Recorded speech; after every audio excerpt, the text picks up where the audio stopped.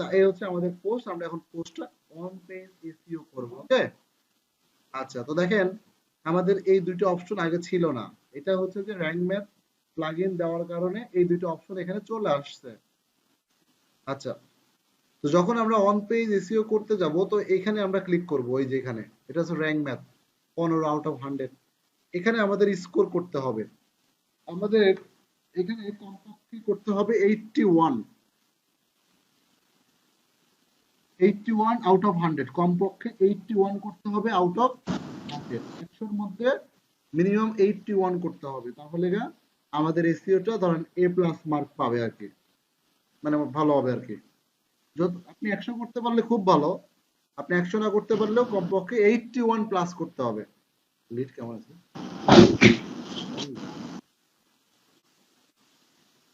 বুঝতে পারছি ব্যাপারটা?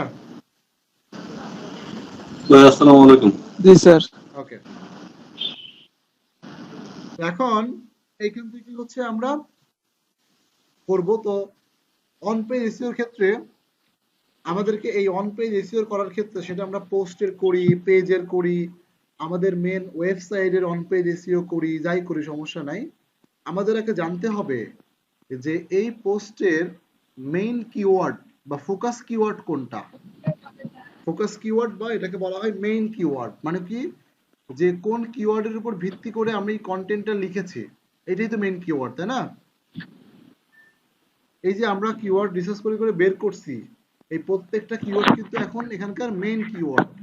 মানে ধরেন আমি এখানে একটা পোস্ট করলাম, এই পোস্টের হচ্ছে আমার ফোকাস কিওয়ার্ড বা মেইন কিওয়ার্ড কোনটা, যেটার উপর ভিত্তি করে আমি কন্টেন্টটা লিখলাম, ওইটাই তো, তাই ঠিক না? যেই কিওয়ার্ডের উপর ভিত্তি করে আমি কন্টেন্টটা লিখছি, ওইটাই তো আমার ফোকাস কিওয়ার্ড বা মেইন কিওয়ার্ড। ফোকাস জি কিওয়ার্ড বলতে যা জি বোঝায়, জি মেইন কিওয়ার্ড বলতেও একই জিনিস বোঝায়। আসলে বিষয়টা কিসের উপর লেখা ওটাই আসলে মেন, যেটা আমরা লিখি ওটাই তো মেন হ্যাঁ, কিওয়ার্ড বোঝে। কারণ আমরা একটা কিওয়ার্ড রিসার্চ করছি, কেন রিসার্চ করছি? ধরেন আমাদের এইটার ফোকাস কিওয়ার্ড হচ্ছে এই পর্যন্ত, এখান থেকে শুরু করে এই পর্যন্ত, এটা আমাদের ফোকাস কিওয়ার্ড। তাহলে আমরা চাচ্ছি কি, আমাদের উদ্দেশ্য কি, এটা বুঝতে হবে। আমাদের উদ্দেশ্য হলো এই কিওয়ার্ডটা কেউ যদি গুগলে লিখে সার্চ করে, তাহলে একটা সময়, যেমন এখন অনেকেই যে 1 নম্বরে আছে, 2 নম্বরে আছে, 3 নম্বরে আছে, তো একটা সময় আমিও এরকম ভাবে আমার ওয়েবসাইটটা এরকম 1 নম্বর, 2 নম্বর, 3 নম্বরে আসবে। এটা হচ্ছে আমাদের উদ্দেশ্য, ঠিক কিনা? এবং সেটা কি, এই কিওয়ার্ডটা লিখে সার্চ করলে। তাহলে এই কিওয়ার্ডটাই হচ্ছে আমার কাছে এখানে সবচেয়ে গুরুত্বপূর্ণ পয়েন্ট, ঠিক কিনা? জি স্যার। কারণ এটাই তোমার টার্গেট, যে আমি এটা করতে চাই। তাহলে আমার এই ফোকাস কিওয়ার্ডটা আমাকে সিলেক্ট করতে হবে, যে হ্যাঁ, এটা আমার ফোকাস কিওয়ার্ড বা মেইন কিওয়ার্ড এই পোস্টের জন্য, শুধুমাত্র এই পোস্টের জন্য। তাহলে কি করতে হবে, এই ফোকাস কিওয়ার্ডটা কপি করতে হবে। আর এই যে র্যাঙ্ক ম্যাথের মধ্যে এখানে এখানে আসার পরে, এই যে এখানে বলছে ওরা ফোকাস কিওয়ার্ড, আমি আমার ফোকাস কিওয়ার্ডটা এখানে পেস্ট করে দিলাম। ওকে বলে দিলাম যে এইটা হচ্ছে আমার ফোকাস কিওয়ার্ড, ঠিক আছে? দেখেন, এটা 15 থেকে হয়ে গেছে 71। মানে আমার অনেক কিছু এখন মোটামুটি, যেহেতু আমরা আগের দিন অপটিমাইজ করছিলাম, তাহলে অনেক কিছু মোটামুটি ঠিক আছে। কিছু কিছু জিনিস এখনো প্রবলেম আসছে, সেই প্রবলেম গুলো এখনো সলভ করতে হবে। আচ্ছা, তো এখান থেকে আমরা আমরা যদি এখানে খুব সহজ দেখেন, এই যে এখানে এখানে আমাদের কিছু পয়েন্ট দেখাচ্ছে। এই যে basic SEO, additional, title read ability, content read ability, হ্যাঁ, অনেকগুলো পয়েন্ট দেখাচ্ছে। এই পয়েন্টের মধ্যে আবার এখানে পয়েন্ট আছে যে আপনি কোনটা কোনটা সঠিক হয়েছে, কোনটা কোনটা সঠিক হয় নাই, সেটা আপনি এখানে দেখতে পাচ্ছেন। অর্থাৎ গুগলের যে রুলস গুলো আছে এর মধ্যে আপনি কোনগুলো ফলো করছেন এই পোস্টের মধ্যে, আর কোনগুলো এখনো ফলো করেন নাই, সেগুলো আপনি এখান থেকে একবার জানতে পারবেন। এর চাইতে আর বড় সুবিধা কিছু আছে? এখন যদি আমি না, এটা তো বিশাল সুবিধা। হ্যাঁ, আমি যদি এখন শুধুমাত্র কি করতে পারি, আমি যদি বুঝি যে এইটা, এই জিনিস, এই লাইনটা বলতে আমাকে কি বোঝাচ্ছে, যদি দেখি যে গ্রিন, তার মানে আমি ঠিক মতো ব্যবহার করতে পারছি। আর যখনই দেখবো যে রেড, এই যে রেড, তার মানে আমি এটা এখনো ঠিক মতো ব্যবহার করতে পারি নাই, ঠিক আছে? তার মানে আমাকে এই জিনিস, এই পয়েন্ট গুলো বুঝতে হবে। আমি যদি এরকম ভাবে একটা পোস্টের সবগুলো পয়েন্ট বুঝি, তাহলে প্রত্যেকটা পোস্টে কিন্তু সেম জিনিস। তার মানে আমি আপনাকে এখন একটা পোস্ট দিয়ে শিখাই দিব, কিন্তু আপনি আপনার লাইফে যত পোস্ট করবেন সমস্ত পোস্টের অন পেজ এসইও কিন্তু একই রকমই হবে। শুধু পোস্ট না, পেজের ক্ষেত্রেও একই রকম। পোস্ট, পেজ, এই সবগুলোর ক্ষেত্রে আপনি অন পেজ মানে পোস্টের অন পেজ এসইও, পেজের অন পেজ এসইও সব ক্ষেত্রে একই স্টাইলে হবে, একই রকম হবে, চেঞ্জ হবে না। তার মানে আমরা যদি একটা ভালো করে শিখতে পারি, একটা ভালো করে বুঝতে পারি, তাহলে আমরা সমস্ত পোস্ট আমরা করতে পারবো। ওকে, আচ্ছা, তো চলুন তাহলে শুরু করি যাক। তো প্রথমে বলছে hurray, you are using focus keyword in the SEO title. In the বলছে খুশি হয়েছে ও, ও বলছে যে তুমি ব্যবহার করছো focus keyword in the SEO title. আচ্ছা, এখন কথা হলো এখানে বুঝতে হবে যে ফোকাস কিওয়ার্ড তো বুঝতে পারলাম যে ফোকাস কিওয়ার্ড হচ্ছে এটা, আমি কোথায় ব্যবহার করছি। ও বলছে যে কিওয়ার্ড ইন এসইও টাইটেল। এখন এসইও টাইটেল কোনটা? এটা কি এসইও টাইটেল? না, এটাকে বলা না হয় ওই যে হেডিং, H1। এটাকে বলা হয় হেডিং বা H1। আর তাহলে এসইও টাইটেলটা কোথায়? এসইও টাইটেলটা আছে হচ্ছে যে এখানে এই র‍্যাঙ্ক ম্যাথের মধ্যেই আছে। এই যে এখান থেকে এডিট স্নিপেট, এই যে এটা এখানে প্রিভিউ দেখা যাচ্ছে, এখানে এডিট স্নিপেটে ক্লিক করলে এই দেখেন এখানে আমরা টাইটেল পেয়ে যাচ্ছি একটা। আর এই টাইটেল পাচ্ছি না, এই টাইটেলটাই হলো এসইও টাইটেল বলা হয়। কনফিউজ হবেন না, এইটা হলো টাইটেল, এটাকে বলা হয় এসইও টাইটেল। আর এটা হলো হেডিং বা H1। দুইটা কিন্তু দুই জিনিস, দুইটা এক জিনিস না। আমরা সবাই মনে এর করি, আগে তো এটা বুঝিয়েছেন। আচ্ছা হ্যাঁ বুঝাইছি না, আর তারপরে এখান থেকে বলে দিলাম। জি, আচ্ছা, তাহলে এটা তারপর হচ্ছে একটু একটু একটু দেখে, তারপর একটু করে বুঝিয়ে দেন, আমি একটু কনফিউশন হয়েছে। হ্যাঁ, কারণ এটা অনেকেই কনফিউশন হয়, এটাকে হেডিং মনে করে, এটাকেই টাইটেল মনে করে, কিন্তু দুইটা দুই জিনিস। এটা হচ্ছে যে হেডিং বা H1 বলতে পারেন, আর মূলত টাইটেলটা হলো এটা। ঠিক আছে, টাইটেল বলা হয় এটাকে। আচ্ছা, এখন এই ক্ষেত্রে রুলসটা কি? রুলসটা হলো যে, ভাই, আমি একটা প্রশ্ন করতে যাচ্ছিলাম। হ্যাঁ করেন। মানে আমরা টাইটেল, হেডিং যেটা আছে হেডিং তো আমরা বসাইছি হেডিং এর মতো, কিন্তু টাইটেল যেটা আছে টাইটেল কি আমরা আলাদা করে বসাইছি কোথাও? এটা বসাইনি, কিন্তু এটা অটোমেটিক ভাবে হেডিং থেকে নিয়ে নিছে। আচ্ছা আচ্ছা। না, এই যে ভিতরে এখানে এই যে স্নিপেটে এখানে টাইটেল যেটা আছে এখানে কি আমাদের কিছু বসাইতে হবে? আমি দেখাচ্ছি সেটাই। আচ্ছা আচ্ছা। আর কোনো প্রশ্ন করবেন? না না না। আচ্ছা, আমি দেখাই তারপর তারপরে আপনার এই প্রশ্নটা করে নেবেন। আচ্ছা, তো সেই ক্ষেত্রে হচ্ছে এটা হচ্ছে আমাদের হেডিং, এটা টাইটেল। এখন কথা হলো যে এই টাইটেলস আর হেডিং এর মধ্যে মানে রুলসটা কি, টাইটেল দেওয়ার রুলসটা কি, টাইটেলটা দেওয়ার রুলস কি? রুলসটা হলো যে প্রথমত আপনি আপনার যে ফোকাস কিওয়ার্ড, আপনার যে টার্গেটেড মেইন কিওয়ার্ড, এই টার্গেটেড মেইন কিওয়ার্ডটা অবশ্যই আপনি আপনার এখানে এই যে টাইটেল যে দেওয়া আছে এটা তুলে দিবেন, এখান থেকে উঠিয়ে দিবেন। এই যেখান থেকে তুলে দিলাম, এর তুলে দিছি, হ্যাঁ। আপনি আপনার ফোকাস কিওয়ার্ডটাকে এখানে দিবেন।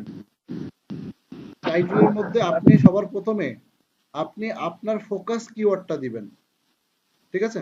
স্যার, স্যার আবারও কিন্তু ওরকম বেজে বেজে আসতেছে।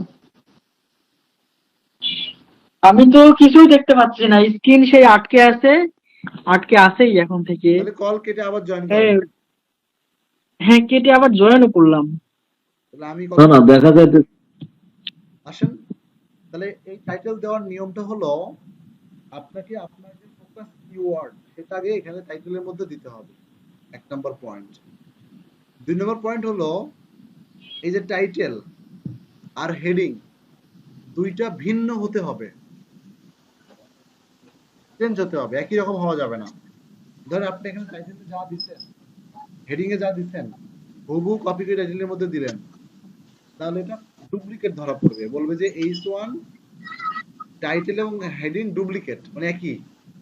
এটা হবে না, দুইটা ডিফারেন্ট হইতে হবে, কিন্তু দুইটার মধ্যে ফোকাস কিওয়ার্ড থাকবে। বুঝছো বিষয়টা? জি। জি স্যার। এখন তাহলে আপনি একটা প্রশ্ন করতে পারেন, স্যার তাহলে এখানে কি দিব, কি দিলে ভালো হয় টাইটেলে? টাইটেলে কি দিলে ভালো হয়? টাইটেলে যেটা দিতে হয় সেটা হলো যে আমার যে ফোকাস কিওয়ার্ড সেটা লিখে আমি গুগলে সার্চ দিব। সার্চ দেওয়ার পরে এখানে যারা আসছে, যারা র্যাঙ্কিং এ আসছে, আমি দেখবো যে ওরা কি দিছে।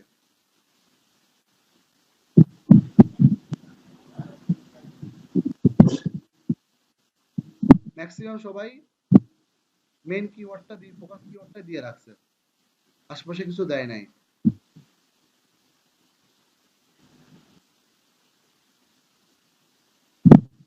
টাইটেলের ওই এন্ড না লিখে এন্ডের সিম্বলটা ব্যবহার করছে। আচ্ছা না, সিম্বল, ওরা সিম্বল হিসেবে কিওয়ার্ড ধরছে। এখানে এন্ড আছে, এন্ডের পরিবর্তে। কারণ আমাদের তো কিওয়ার্ডই এন্ড দিয়ে, আমাদের কিওয়ার্ড তো এন্ড দিয়ে, আমাকে তো এন্ড রাখতে হবে। আমি যদি এখানে সিম্বল হ্যাঁ, ব্যবহার করতাম না, তাহলে আমি তাহলে সিম্বলই আসতো। সিম্বল ব্যবহার করতাম, হ্যাঁ। কিন্তু আমার কিওয়ার্ড এই হ্যাঁ, এন্ড দিয়ে করা, এই জন্য আমাকে এটা ইউজ করতে হবে। আচ্ছা, এখানে ম্যাক্সিমাম দেখা যাচ্ছে সবাই একজন বেস্ট দিয়ে রাখছে, তো আমরা সামনে একটা বেস্ট লাগাই দিতে পারি। সাধারণত কি হয়, এই যে 1 2 3 এরকম যারা র্যাঙ্কিং এ থাকে ওদেরকে ফলো করতে হয়। ওরা কি দিছে, এই প্রথম 2 3 জনের মধ্যে ওরা কি দিছে, ওখান থেকে যে কোনো একটা ওয়ার্ড নিয়ে জাস্ট সামনে বা পিছনে অ্যাড করে দিতে হয়। এটাই বেটার রেজাল্ট হয় আর কি। কারণ ওই সকল কিওয়ার্ডে যেহেতু র্যাঙ্কিং এ আছে, তো গুগল যখন ওই সেম টাইপের ওয়ার্ড গুলো আমাদের টাইটেলের মধ্যেও পাবে, তখন আমাদের র্যাঙ্ক হওয়ার সম্ভাবনা বেশি। ঠিক আছে? এই জন্য আমরা যেটা করব সেটা হলো যে ওই দেখে নিব, তারপর ওখান থেকে একটা ওয়ার্ড বা দুইটা ওয়ার্ড সামনে পিছনে অ্যাড করে দিব, শেষ। তাহলে এখন এখানে বেস্ট দিছি, এখানে কিন্তু একরকম, আর এখানে কিন্তু অন্যরকম ডিফারেন্স। এই হচ্ছে দুইটা নিয়ম। একটা হলো ফোকাস কিওয়ার্ড থাকতে হবে, আর এখানে হচ্ছে আপনার একটা ডিফারেন্স থাকতে হবে, চেঞ্জ থাকতে হবে, একই রকম হওয়া যাবে না। আচ্ছা, 3 নম্বর পয়েন্ট হলো চেষ্টা করবেন এইটাকে 70 ক্যারেক্টারের মধ্যে লেখার, 70 ক্যারেক্টারের মধ্যে লেখার চেষ্টা করবেন।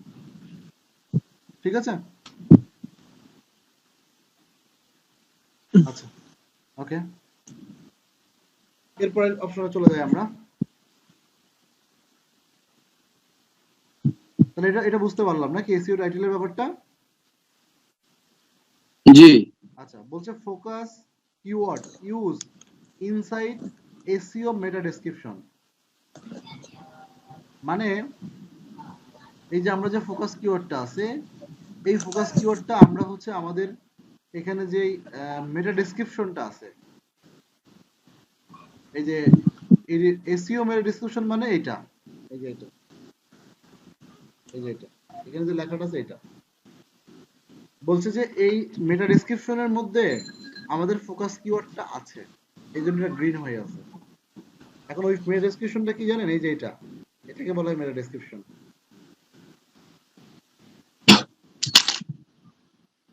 এটা হলো এসইও টাইটেল, এটা হলো এসইও মেটা ডেসক্রিপশন, এই পুরোটুকু, এই পুরোটা হচ্ছে যে এসইও মেটা ডেসক্রিপশন। আর উপরেরটা হলো যে ইউআরএল, এই যে এটা হলো ইউআরএল। তাহলে এটা হলো টাইটেল, মেটা ডেসক্রিপশন, ইউআরএল, মনে থাকবে? জি। জি।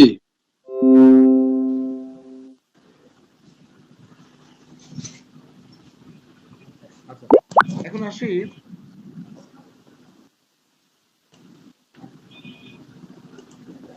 তো এখানে আমরা কিন্তু মেটা ডেসক্রিপশনটা দেয়নি, ও অটোমেটিক ভাবে নিয়ে নিছে। এই যে প্রথম যে প্যারাটা পাইছে, এই প্যারা থেকে নিয়ে নিছে। এই মেটা ডেসক্রিপশনটা 160 ক্যারেক্টারের মধ্যে দিলে ভালো হয়। ঠিক আছে? আমরা যদি না দেই, তো আমরা যদি অ্যাপ পাইলট দিয়ে কন্টেন্ট রাইট করি, তো সেই ক্ষেত্রে কিন্তু এরকম ভাবে নিয়ে নিবে, অটোমেটিক ভাবে নিয়ে নিবে। তখন আমরা এখান থেকে, অথবা যদি না নেই, তাহলে আমরা এখানে লিখে দিতে হবে আমাদের। তাহলে আমি এটুকু লিখে দিলাম, এই যে 114 ওয়ার্ড।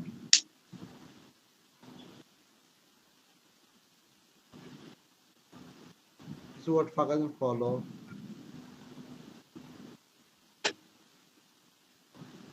ডিটেলস।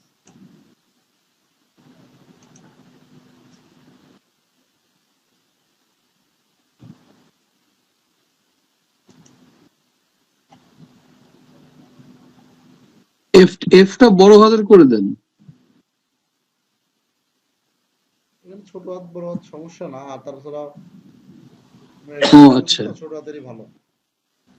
এরা তো মনে হয় হ্যাঁ 160 বা 70 ক্যারেক্টার হতে হবে না? আচ্ছা, তো এখানে হচ্ছে আপনি এভাবে দিয়ে দিবেন, হ্যাঁ 160 ক্যারেক্টারের মধ্যে দিলে ভালো হবে আর কি। হ্যাঁ ওকে, আর যদি না দেন তাহলে অটোমেটিক ভাবে নিয়েও নিবে, সমস্যা নেই। প্রথম যে ইন্ট্রোডাকশনটা থাকবে, ইন্ট্রোডাকশন থেকে অটোমেটিক ভাবে নিয়ে নিবে, তারপর নিজের মতো করে তাহলে দিতে পারেন। এবং এখানে শর্ত হচ্ছে যে এই মেটা ডেসক্রিপশনের মধ্যে অবশ্যই আপনার ফোকাস কিওয়ার্ডটা থাকতে হবে। এই যে আমাদের পোস্টের ফোকাস কিওয়ার্ড, এটা এখানে আছে, তাহলে এখানে এখানে থাকতে হয়, টাইটেলে থাকতে হয়, এই যে টাইটেলের মধ্যে আছে।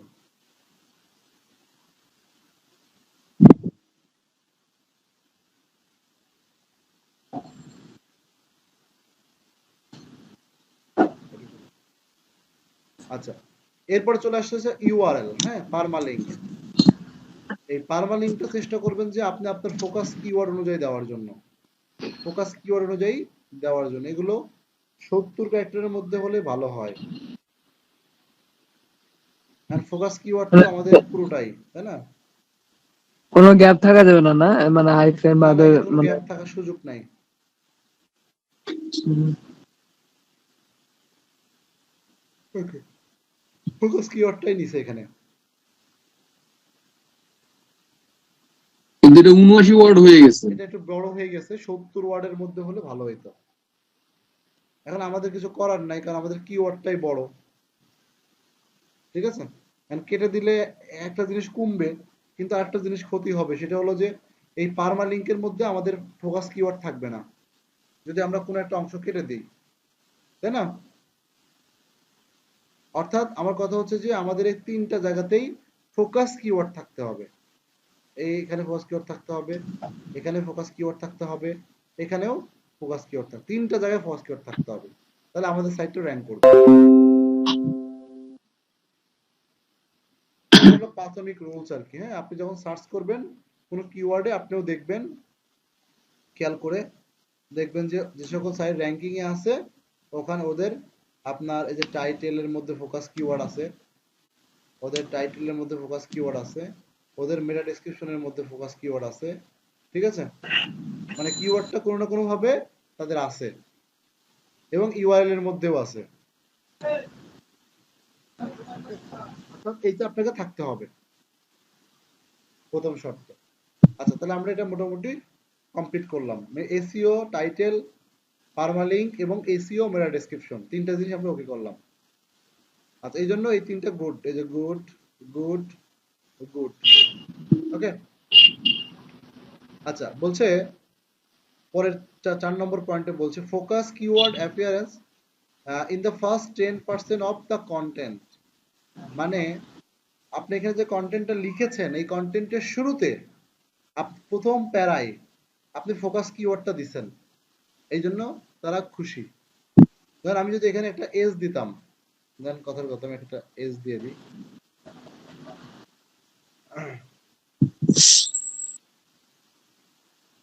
এটা কিন্তু দেখাবে না, চলে যাবে আর কি।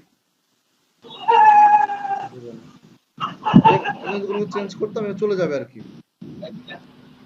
বা না থাকলে এরকম দেখাইতো না, ঠিক আছে? অর্থাৎ এইটা এখানে থাকতে, ফোকাস কিওয়ার্ড প্রথম যে প্যারাগ্রাফটা থাকবে একদম কন্টেন্টের শুরুতে, ওই প্যারাগ্রাফের মধ্যে আপনাকে অবশ্যই ফোকাস কিওয়ার্ড রাখতে হবে। এটার মানে হলো এটা।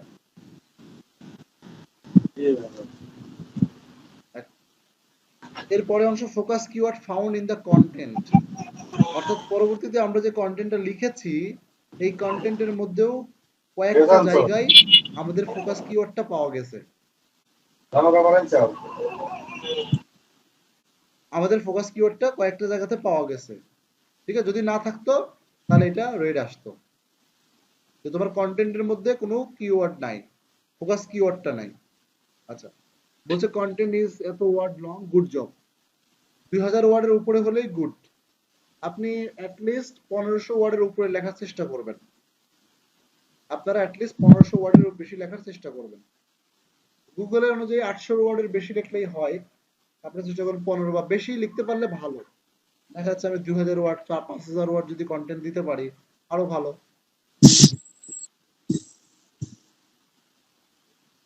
আচ্ছা, তাহলে বেসিক এসইওর যে বিষয়গুলো ছিল, কন্টেন্টটা তো আমরা অ্যাপালোড দিয়ে লিখতেছি, তাহলে সেই ক্ষেত্রে আপনাকে ওয়ার্ড মেনশন করে দিতে হবে। না ওখানে ওয়ার্ড মেনশন করা যায় না, ওরা লিখে মোটামুটি। আপনি যেটা করতে পারেন সেটা হলো যে ক্লাস্টারিং করতে পারেন, অন্য আরো 2 4 5টা কিওয়ার্ড ঢুকাই দিতে পারেন রিলেটেড, তখন এমনি ওয়ার্ডের সংখ্যা অনেক বেড়ে যাবে।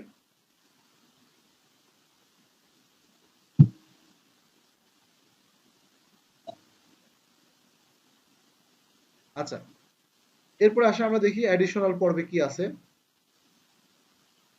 আচ্ছা, অ্যাডিশনালের মধ্যে আছে অনেকগুলো, তার মধ্যে কয়েকটা সঠিক কয়েকটা হয় না এরকম। বলছে focus keyword found in the subheading,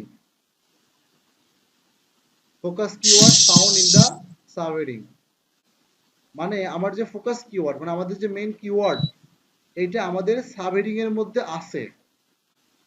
subheading কোনগুলো? এটা কি H2 কি সাবহেডিং সাবহেডিং?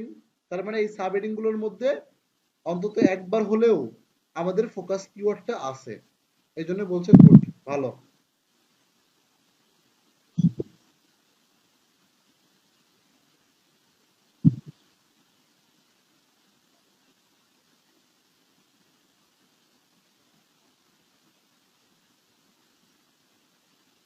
এই যে এখানে আছে, আরো এটা দেওয়ার চেষ্টা করবেন। আচ্ছা, বলছে focus keyword found in image alter attribute, এটা হচ্ছে অল্টার টেক্সট দ্বিতীয়টা। আচ্ছা, অর্থাৎ আমাদের যে ফোকাস কিওয়ার্ডটা, এই ফোকাস কিওয়ার্ডটা কপি করলাম, আমাদের এই যে ইমেজ গুলো ব্যবহার করছি না, এই ইমেজের মধ্যে থাকতে হবে। তাহলে ইমেজের উপর ডাবল ক্লিক করলাম, এই যে ইমেজের উপর ক্লিক করে যে ব্লগে ক্লিক করলাম আর কি, এখান থেকে দেখেন এই যে অল্টার টেক্সট, এই যে অল্টারনেটিভ টেক্সট বা অল্টার টেক্সট, এখানে আপনারা এই ফোকাস কিওয়ার্ডটা দিয়ে দিবেন। আপনার ফোকাস কিওয়ার্ডটা প্রত্যেকটা ইমেজে অল্টার টেক্সটের মধ্যে দিয়ে দিবেন।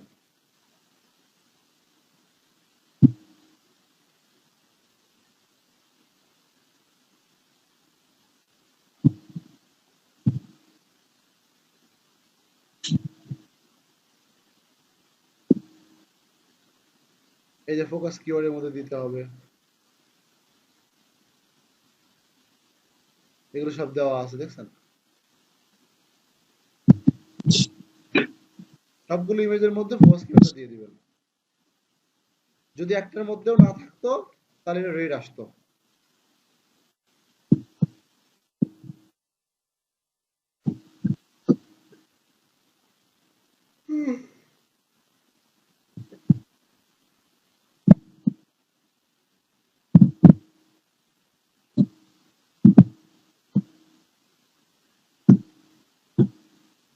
আচ্ছা, গেল, আমরা আবার এসইও তে গেলাম।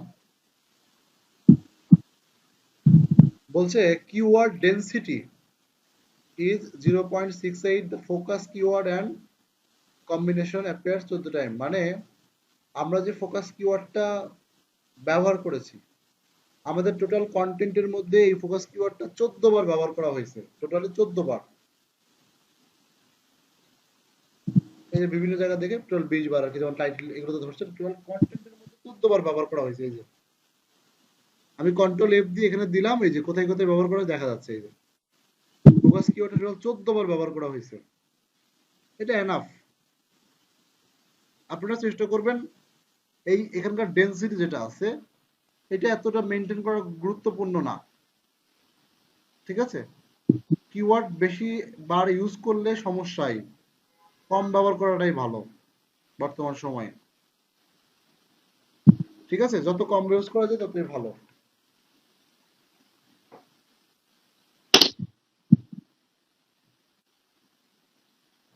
তাহলে কি ওটাকে মডিফাই করব, কেটে কেটে দিব?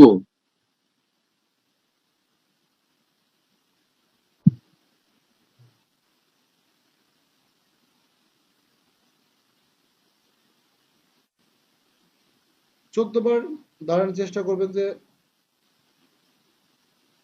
1000 ওয়ার্ডের কন্টেন্টে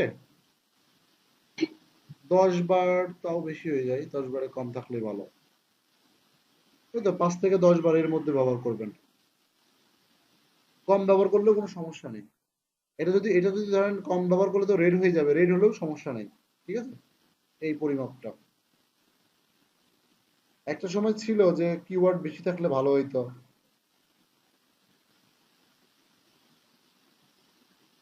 কিন্তু এখন এই অপশনটা নাই। যে 2000 ধরেন 14, 15, 12, 13 দিকে কিওয়ার্ড বেশি বেশি ব্যবহার করলে ওইগুলো আপনার র্যাঙ্ক করতে বেশি।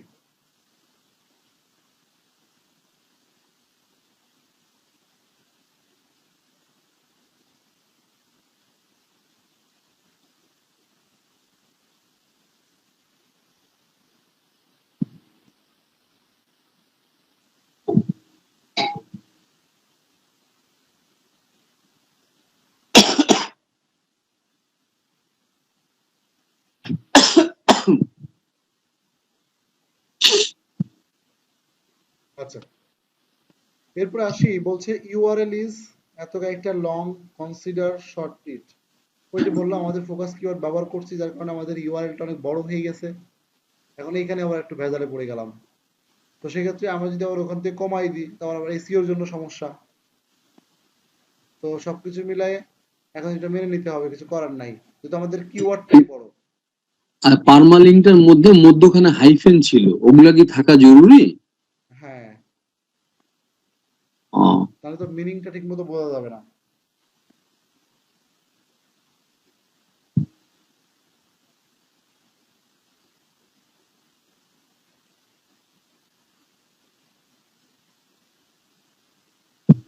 ওইখানে যদি অ্যান্ড এর জায়গায় ওই সিম্বলটা ব্যবহার করি তাহলে তো অন্তত 2টা ওয়ার্ড কমে।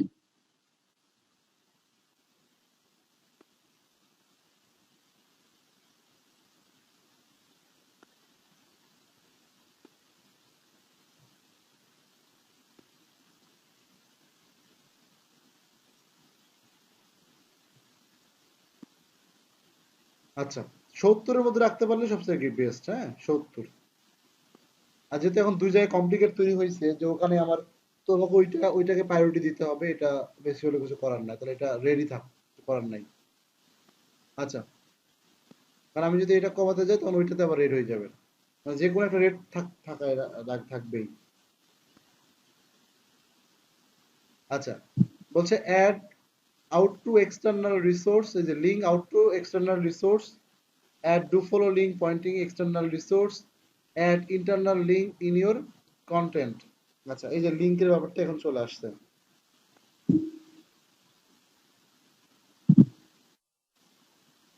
আচ্ছা, তো সেই ক্ষেত্রে আমরা এর আগে দেখছিলাম যে ইন্টারনাল এক্সটার্নাল লিংক কি, তাই না?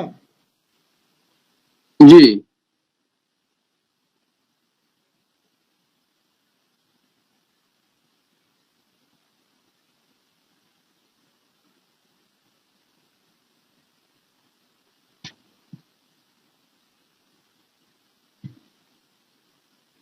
আচ্ছা, ইন্টারনাল এক্সটার্নাল লিংকের ক্ষেত্রে তাহলে ইন্টারনাল লিংক তো আমরা সবাই বুঝতে পারি। তো সেক্ষেত্রে ধরেন আমি আপাতত যেটা করছি, আমরা এই ইন্টারনাল লিংক ব্যবহার করার জন্য একটা প্লাগ ইন ব্যবহার করব। ইন্টারনাল লিংকের জন্য আমরা একটা প্লাগ ইন ব্যবহার করব। আমি যেহেতু এখানে অনেকগুলো পোস্ট করা আছে, পোস্ট তো পাবলিশ করা নাই, তো সেক্ষেত্রে ওই প্লাগ ইনটা কাজ করবে না। একটা প্লাগ ইন আছে লিংক হুইসপার নামে। এই প্লাগ ইনটা হচ্ছে যে এরকম আমাদেরকে সহযোগিতা করবে যে কোন জায়গায় কোন ইন্টারনাল লিঙ্কিংটা করলে ভালো হয়। ঠিক আছে, তো ধরেন আমি আমার ওয়েবসাইটের লিঙ্কটাই কপি করে এখানে কোন একটা জায়গায় লিংক আপ করে রাখলাম। তাহলে আমরা যদি আমাদের ওয়েবসাইটের মধ্যে আমাদের ওয়েবসাইটের লিঙ্কই করি, তাহলে সেটাকে কি বলে? সেই লিঙ্কটা কোন ধরনের link? Internal link. Internal. Internal. আচ্ছা, এই যে ক্লিক করে ইন্টারনাল লিঙ্ক দেন আপাতত দিলাম। আমরা এই কাজটা করার জন্য একটা প্লাগইন ব্যবহার করব। হ্যাঁ, আচ্ছা, তাহলে এই যে আমি একটা আমার ওয়েবসাইটের লিঙ্ক একটা এই যে এভাবে একটা সেন্টেন্স বা কয়েকটা ওয়ার্ড যেটার মধ্যে দিলে পারফেক্টলি কাজ করবে, এরকম পারফেক্টলি যেখানে দিলে পারফেক্টলি জিনিসটা মিনিংফুল হয়, এরকম একটা জায়গায় দিয়ে আমরা হচ্ছে এটা অন এই লিঙ্কটা দিয়ে দিলাম। তো দিলে আমাদের এখানে স্কোরও বেড়ে গেছে এবং আমরা দেখতে পাচ্ছি আমাদের ইন্টারনাল লিঙ্কের যে ব্যাপারটা ছিল সেটা এখন ওকে আছে।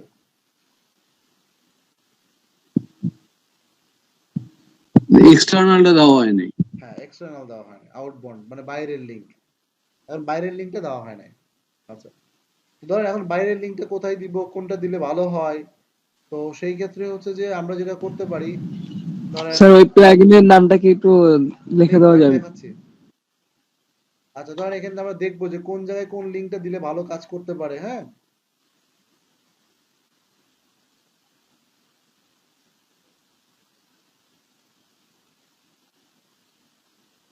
এক্সটার্নাল লিঙ্ক দিব আর কি।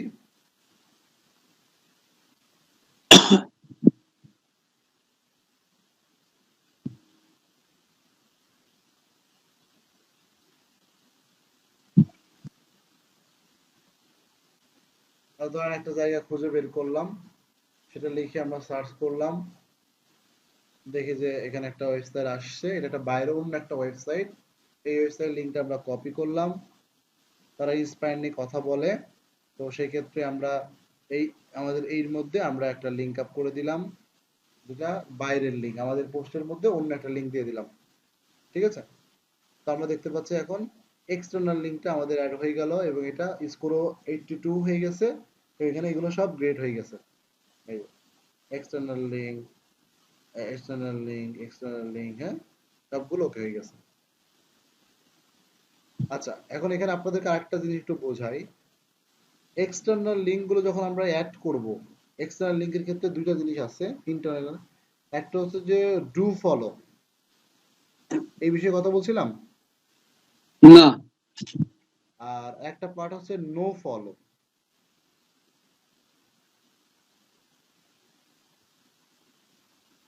ডু ফলো এবং নো ফলো, ডু ফলোটা কি আসলে, আর নো ফলো কি জিনিসটা কি?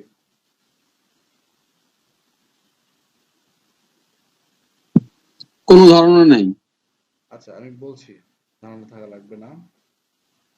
আচ্ছা, ডু ফলো এবং নো ফলো জিনিসটা কি, সেটা হলো যে ধরেন আমি আপনাদেরকে বললাম যে আপনারা অ্যাপ পাইলটে যান এবং ওখান থেকে নেন, এটা জিনিসটা ভালো।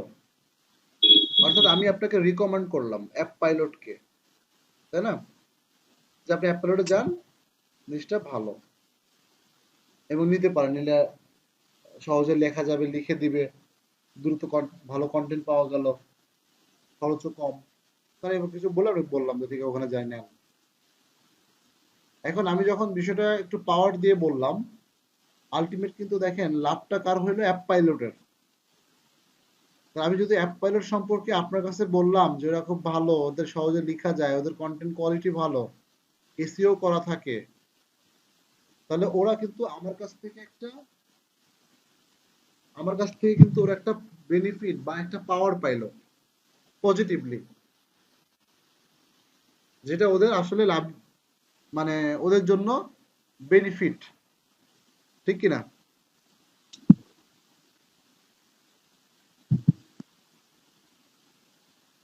ওদের কাস্টমার বাড়লে ওদের বেনিফিট না?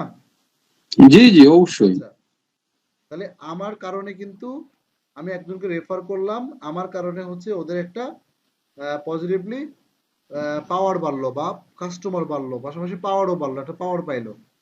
এটাই হচ্ছে ডু ফলো পজিটিভলি। বা দেখা যাচ্ছে আমি বলতাম, যদি বলতাম যে ঠিক আছে, ঠিক আছে নিতে পারেন, দেখেন এটা আছে মোটামুটি, ঠিক আছে, মানে আমি রিকমেন্ড করছি না, আবার জাস্ট আপনাকে জাস্ট শুধু বলার জন্য বলছি, তাহলে ওদের লাভ হওয়ার সম্ভাবনা খুবই কম আর কি। আছে, হয়তো থাকতে পারে কিন্তু কম। ঠিক আছে, এটা হলো নো ফলো। অর্থাৎ গুগলে যখন কোনো ওয়েবসাইট আর একটা ওয়েবসাইটকে রিকমেন্ড করে, তখন এখানে দুইটা অপশন দেওয়া যায়। একটা হলো ডু ফলো অপশন, একটা হচ্ছে নো ফলো অপশন। ধরেন আপনার একটা ওয়েবসাইট আছে, আমার একটা ওয়েবসাইট আছে, তো আপনার ওয়েবসাইটের লিঙ্কটা আমি আমার ওয়েবসাইটের মধ্যে দিলাম, আর দেওয়ার সময় আমি বললাম যে এটা ডু ফলো করে দিলাম লিঙ্কটা। এখন আমি ওই যে গুগল যেমন অ্যাপ পাইলটের ক্ষেত্রে আমি যেমন মৌখিকভাবে আপনাদেরকে বলতে পারছি যে হ্যাঁ এটা ভালো, এটা করেন, এমন বা সমস্যা নেই, ভালোই আছে, নিতে পারেন, মানে একটা পাওয়ার দিচ্ছি মৌখিকভাবে। এখন গুগল তো এখানে তো মৌখিকভাবে কিছু দেওয়ার নাই। তো গুগলকে যখন আপনি রিকমেন্ড করবেন যেটা ডু ফলো, তার মানে গুগল বুঝবে যেটা আসলে ভালো, পাওয়ারফুল, ঠিক আছে। এই জন্য আপনি তাকে ডু ফলো দিছেন। যদি আপনি কাউকে এরকম ভালোভাবে রিকমেন্ড করেন তাহলে তাকে আপনাকে ডু ফলো দিতে হবে। আর যদি আপনি ডু ফলো দেন তার মানে গুগলও বুঝবে এবং যে আপনি তাকে ভালো এবং তাকে আপনি রিকমেন্ড করছেন, এবং এইটার দ্বারা যা যার ওয়েবসাইটটাকে আপনি রিকমেন্ড করবেন তার ওয়েবসাইটের ডিএ ডিআর বাড়বে, এক নম্বর। তার ওয়েবসাইটের র্যাঙ্কটা বাড়বে, গুগল এটা র্যাঙ্কিং করাবে এই ডু ফলো রিকমেন্ড করার কারণে। আর যদি নো ফলো করেন তাহলে এটা কোনো কাজে আসবে না। এটাকে এসইওর ভাষায় বলা হয় লিঙ্ক জুস। আপনি যদি একটা ওয়েবসাইটকে রিকমেন্ড করেন, যেমন একটু আগে আমরা যে ওয়েবসাইটটাকে রিকমেন্ড করলাম,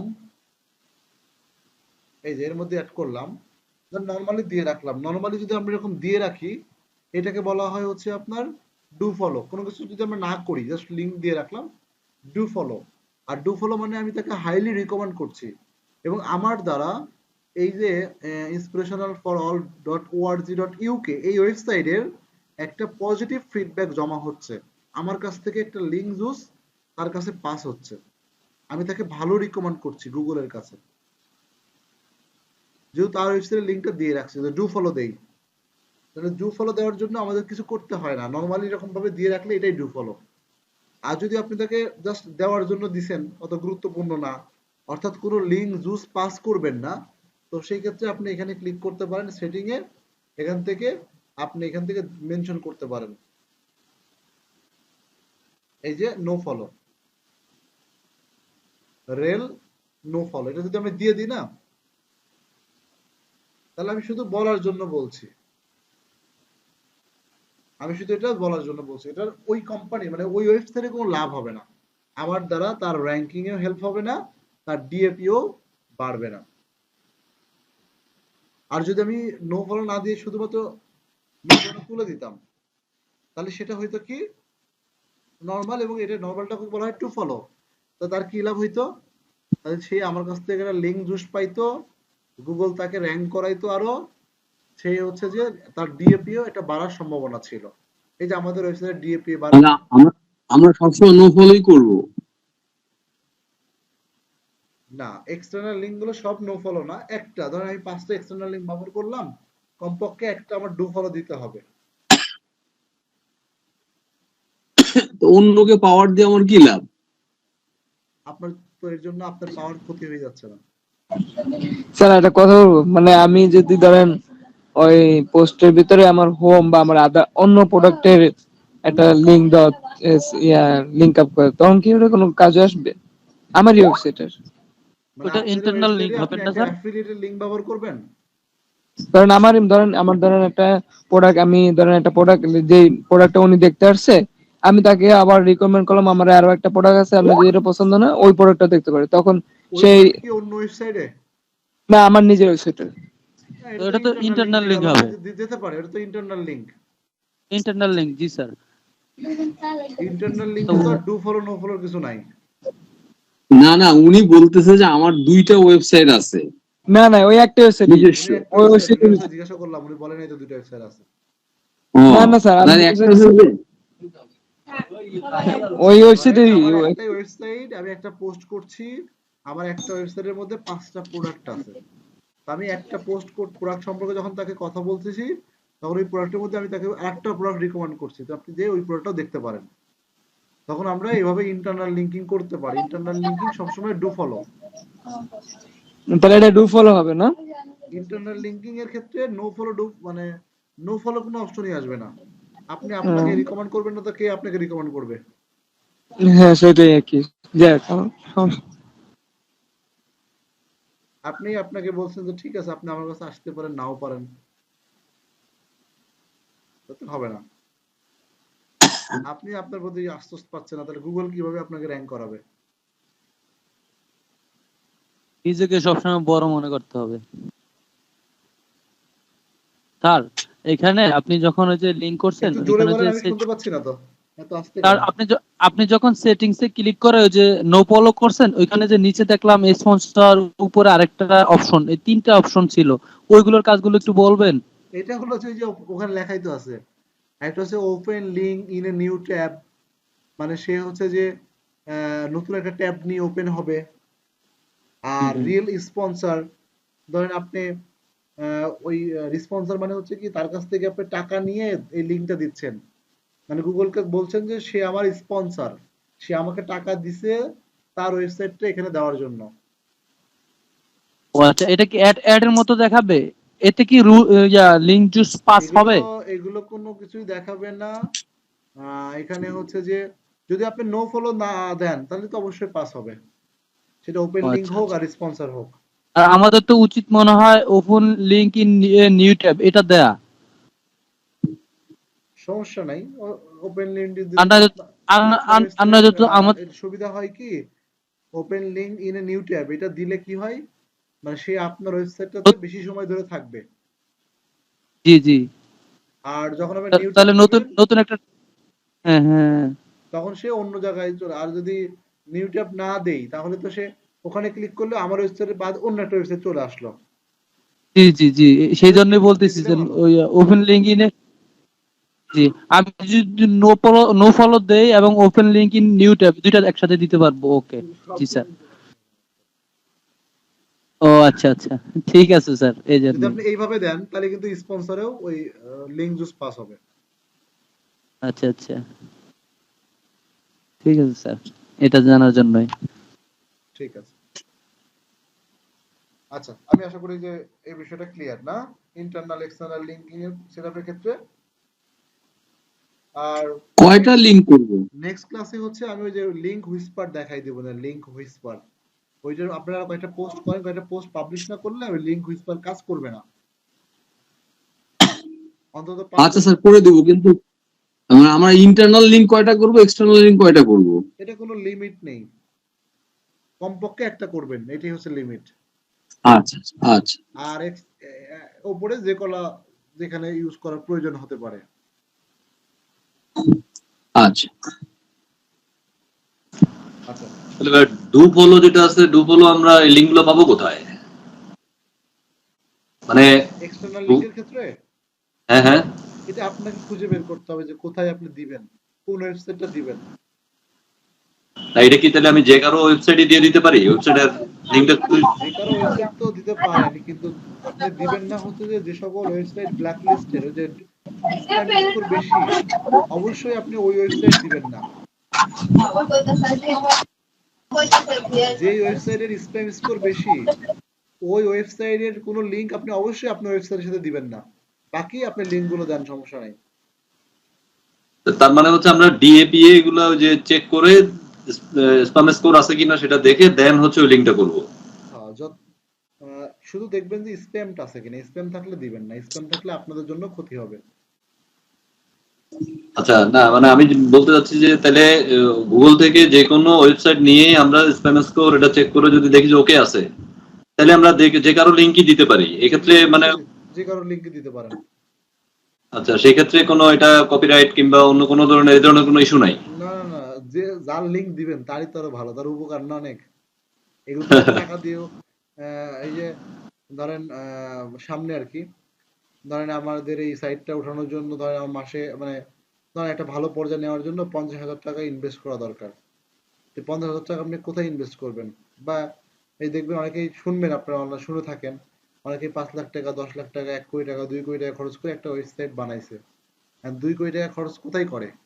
ডোমেইন হোস্টিং কেনার জন্য করে? এত লাগে? একটা ওয়েবসাইটের কন্টেন্টের জন্য কি এত টাকা লাগে? না। টাকা কিন্তু খরচ হচ্ছে আপনি এই যে লিংক আপটা করতে, যেটাকে বলা হয় ব্যাক লিংক। ধরেন আপনি চাচ্ছেন যে আপনার ওয়েবসাইটটা আপনি ক্যানভা আছে না, canva.com, জি এইখানে একটা লিংক আপ করাতে, মানে canva.com এর মধ্যে একটা পোস্ট থাকবে, যেই পোস্টের মধ্যে আপনার ওয়েবসাইটের লিংকটা দেওয়া থাকবে। তাহলে ক্যানভা তো অনেক বড় একটা কোম্পানি, বড় একটা সাইট, তাই না? এখন ওই ওয়েবসাইটের সাথে যদি আপনার কানেকশন থাকে তাহলে আপনার ডিএ কত বাড়বে বুঝছেন? জি। আপনার ডিআর কত বাড়বে, আপনার ট্রাফিক কত বাড়বে। এখন আপনি কি করবেন, এই ট্রাফিক বাড়ানোর জন্য, ডিএ বাড়ানোর জন্য, ডিআর বাড়ানোর জন্য ক্যানভাকে বলবেন যে ঠিক আছে আমি তোমাকে $1,000 পে করছি, তুমি আমাকে জাস্ট একবার তুমি তোমার ওয়েবসাইটের মধ্যে কোথাও একটা লিংক জুড়ে দাও আমার ওয়েবসাইটে। একবার লিংক দেওয়ার জন্য ক্যানভা আপনার কাছ থেকে মিনিমাম $1,000 নিবে। এটা হচ্ছে মিনিমাম সার্চ হচ্ছে ওদের, বুঝছেন? এরকম বড় বড় কোম্পানিগুলো অ্যাড করতে হলে আপনার $500 নিচে সেখানে পাওয়া যায় না। $100 $150 এগুলো খুব কম, মানে একটা লিঙ্ক অ্যাড করতে এত টাকা খরচ করতে হয়। স্যার স্পন্সর দিয়ে তো ভালো একটাই সাপোর্ট পাওয়া যেতে পারে। হ্যাঁ, আপনি যদি আপনার ওয়েবসাইটে যদি ডিএপিএ ধরেন, আপনার ওয়েবসাইটে যদি ডিএপিএ থাকে ধরেন 50, 60, 70 প্রচুর, তখন মানুষ আপনাকে নক করবে যে ভাই আমিও তো কাজ করি, আপনার ওয়েবসাইটের মধ্যে আপনার ওয়েবসাইট ডিএপিএ ভালো, ডিআরটা ভালো, তাহলে আপনার ওয়েবসাইটের মধ্যে আপনি একটা আমার একটা পোস্ট করে দেন। তখন আপনি তাকে বলবেন যে ঠিক আছে, তোমার একটা পোস্ট বা তোমার লিঙ্ক আপটা করতে পারি, কিন্তু তুমি আমাকে টাকা দিতে হবে, পে করো। তুমি আমাকে টাকা দাও, আমি তোমাকে আমার ওয়েবসাইটে লিঙ্ক আপ করে দিব। এটাকে বলা হয় guest post service. Guest post service, এটা এখন ইনকামের জন্য একটা বিশাল রাস্তা এসইও তে। স্যার বুঝতে পারলাম, এইটার পরের রেটটা ধাপে কেমন হয়? এই বিষয়ে অফ পেজ এসইও যখন করব তখন আরো অনেক কথা আচ্ছা, বলবো। জি স্যার, আমরা রেটের বুঝতে পারছি, বিষয়টা খুব বুঝতে বলবেন। পারছি। আপনি পরবর্তী ধাপটা যাইতে পারেন। পরবর্তীতে যাই, আমি আর 9 মিনিটের মধ্যে শেষ করব। আচ্ছা, আসেন এর পরবর্তী স্টেপ হলো যে, তাহলে এই বিষয়গুলো আমরা বুঝতে পারলাম। পরবর্তী স্টেপটা চলে আসছে হচ্ছে যে টাইটেল রিডেবিলিটি। আচ্ছা, টাইটেল রিডেবিলিটির মধ্যে বলছে focus keyword use at the beginning of SEO title. অর্থাৎ আমরা যে এসইও টাইটেলটা লিখেছি, এই এসইও টাইটেলের শুরুতেই আমরা ফোকাস কিওয়ার্ডটা ব্যবহার করেছি। এটা ভালো হয়েছে তারা বলছে আর কি। তারা বলছে যে your title has a positive or negative segment. হ্যাঁ, আমাদের যে টাইটেলটা আমরা লিখছি এসইও টাইটেল, এইটার মধ্যে পজিটিভ নেগেটিভ সেগমেন্ট আছে। পজিটিভ, যেমন বেস্ট বলছি না, বেস্ট মানে এটা পজিটিভ সেগমেন্ট। এরকম ভাবে টাইটেলের মধ্যে পজিটিভ নেগেটিভ, যেটা মানুষকে আকর্ষণ করবে, মানুষকে অ্যাট্রাক্ট করবে যে এইটা পড়ার জন্য, এটা আমাদের টাইটেলের মধ্যে আছে। বলছে হয় পজিটিভ সেগমেন্ট বা নেগেটিভ সেগমেন্ট থাকতে হবে, আমাদের আছে, কারণ আমরা বেস্ট দিছি এই কারণে। এটা হচ্ছে অ্যাট্রাকটিভ ওয়ার্ড গুলো আর কি। আচ্ছা, এর বলছে your title contain one powerful word, মানে আমাদের টাইটেলের মধ্যে একটা পাওয়ারফুল ওয়ার্ড আছে, ওই যে বেস্ট, যেটা মানুষকে মোটিভেট করবে। এই জন্যই বলছিলাম যে টাইটেলের মধ্যে আপনার কমপক্ষে একটা পাওয়ারফুল ওয়ার্ড থাকতে হবে, ঠিক আছে? আচ্ছা, বলছে your SEO title does not contain A number. আপনার এসইও টাইটেলের মধ্যে আপনি কোনো নাম্বার ব্যবহার করেন নাই, ওরা নাম্বার ব্যবহার করার জন্য রিকমেন্ড করছে। তো আমার যদি নাম্বার প্রয়োজন না হয় তাহলে নাম্বার কেন ব্যবহার করব? সমস্যা নাই, এটা এত গুরুত্বপূর্ণ না যে আপনাকে টাইটেল নাম্বার ব্যবহার করতেই হবে, বাধ্যতামূলক, ঠিক আছে? আমরা যদি প্রয়োজন মনে করি ব্যবহার করব, প্রয়োজন না মনে করলে ব্যবহার করব না, কোনো সমস্যা নেই। আমার 81+ হলেই হবে। আচ্ছা, এই নাম্বারটা কি ধরনের নাম্বার হয়? এই যে 2024 দেন বেস্ট 7, এই নাম্বার ধরেন লিখলাম এখানে বেস্ট 7, ঠিক আছে? তাহলে নাম্বার হলো না একটা, এই যে এখন বলছেন পজিটিভ, এই যে you are using number in SEO title, দেখছেন? মানে কোন একটা নাম্বার আর কি, বুঝা গেছে? জি। আচ্ছা, আমার টাইটেল অনুযায়ী মনে হচ্ছে না এখানে টাইটেলে একটা নাম্বার দেওয়ার কোনো প্রয়োজন আছে, তো আমি দিচ্ছি না। আচ্ছা, এরপর আমরা চলে যাবো হচ্ছে কন্টেন্ট রিডেবিলিটি। কন্টেন্ট রিডেবিলিটির মধ্যে বলছে you don't seem to be using table of content. Okay, table of content মানে হচ্ছে যে আপনারা বিভিন্ন ওয়েবসাইটে যাবেন, সেখানে দেখবেন টেবিল অফ কন্টেন্ট আছে।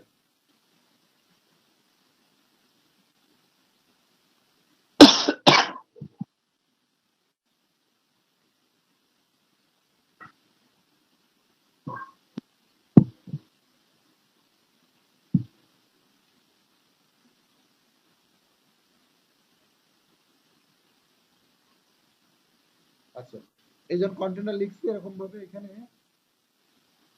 হয়ে গেল টেবিল অফ কন্টেন্ট। আচ্ছা, আমি এখান থেকে দেখ আপনাদের পড়ে দেখেন, টেবিল অফ কন্টেন্ট আমাদের দিতে হবে, তো এই জন্য আমাদের একটা প্লাগইন লাগবে টেবিল অফ কন্টেন্ট নামে। এই প্লাগইনটা আমরা ইনস্টল করে নিব। তো আমরা এই পর্যন্ত এখানে একটু সেভ করে, এখানে আমাদের ছিল 82, এই পর্যন্ত রেখে আমরা চলে যাচ্ছি এখন একটা প্লাগইন ইনস্টল করার জন্য। প্লাগইনে গিয়ে অ্যাড নিউ প্লাগইন, এখান থেকে হচ্ছে আমরা দেবো যে টেবিল অফ কন্টেন্ট। স্যার আরো একটা প্লাগইনের কথা বলছিলেন না, ওই যে ইন্টারনাল কোডে যে আচ্ছা অ্যাড করা লাগবে যে টেবিল অফ কন্টেন্ট, জাস্ট এখানে যে ইজি টেবিল অফ কন্টেন্ট এটা ইনস্টল করে নেবেন। ইজি টেবিল অফ কন্টেন্ট এটা ইনস্টল করে নেবেন, নিয়ে এটাকে অ্যাক্টিভ করে দেবেন। আচ্ছা, ডাব্লিউপি যে ফাইল ম্যানেজার, এটা কি প্লাগইনে গিয়ে অ্যাড করে না? হ্যাঁ, এই যে এখানে প্লাগইনে গিয়ে অ্যাড করলেই হয়। ও আচ্ছা, ঠিক আছে, আর লাগবে না দেখানো তো। আচ্ছা, আরেকটা লাগবে হচ্ছে আমাদের লিংক হুইসপার।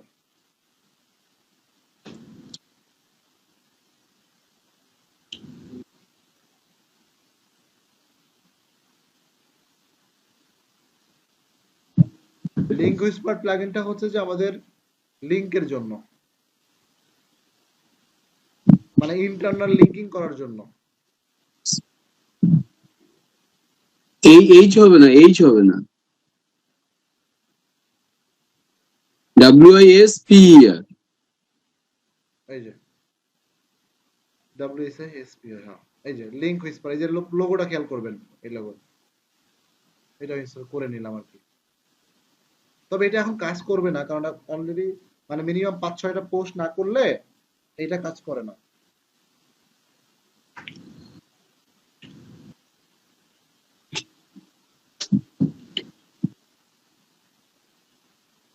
আমরা প্লাগইনে চলে গেলাম, এটা আবার এডিট করি।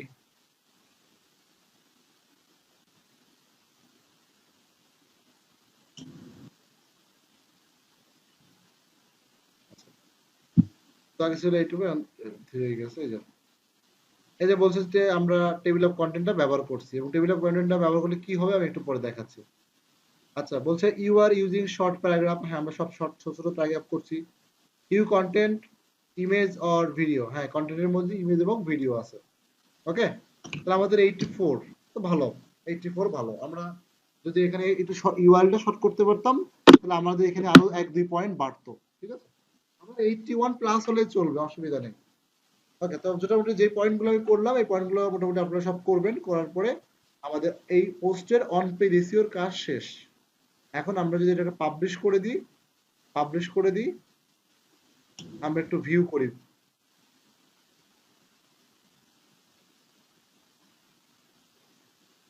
ভিউ করার পরে এখন আমরা দেখতে পারবো টেবিল অফ কন্টেন্ট, এই যে টেবিল অফ কন্টেন্ট, এইটা অটোমেটিক ভাবে এটা এখানে নিয়ে নিছে, দেখছেন? আপনি কোন একটা যদি এটা দেখতে চাচ্ছেন, ক্লিক করলাম, দেখেন ওই ওখানে আমাকে নিয়ে যাচ্ছে। এই যে এটা দেখতে চাচ্ছি, ক্লিক করলাম, ওখানে আমাকে নিয়ে যাচ্ছে। ঠিক আছে বিষয়টা? জি, বুঝেছি। তার মানে এটা কি তাহলে ইন্টারনাল লিংকের কাজও করতেছে? এটা একটা প্লাগইন, এটা জাস্ট এইভাবে সিস্টেম করে সাবহেডিং গুলো ওখানে নিয়ে যায়। এখানে কোনো ইন্টারনাল লিংকিং এর কিছু নাই। লিংকিং মানে কি, মানে এক পেজ থেকে আরেক পেজ যখন নিয়ে যায়, আমাকে তো এক পেজ থেকে আরেক পেজে নিয়ে যাচ্ছে এখানে, না না, তাহলে লিংকিং কেমন হলো? আচ্ছা, এখন আপনাদের কাজ হলো কি, কাজটা হলো যে এইভাবে হচ্ছে আপনাদের সুন্দর করে প্রত্যেকটা পোস্ট এসইও করা। প্রত্যেকটা পোস্ট বলতে আপাতত আপনারা 10টা পোস্ট পাবলিশ করবেন, ওয়েবসাইট ডিজাইন এবং টেকনিক্যাল এসইও করা পর্যন্ত। টেকনিক্যাল এসইও শেষ করব, তারপরে আপনারা পোস্ট শুরু করবেন। মানে তখন আপনারা দিনে 3টা 4টা 5টা করে পোস্ট করেন, সমস্যা নেই।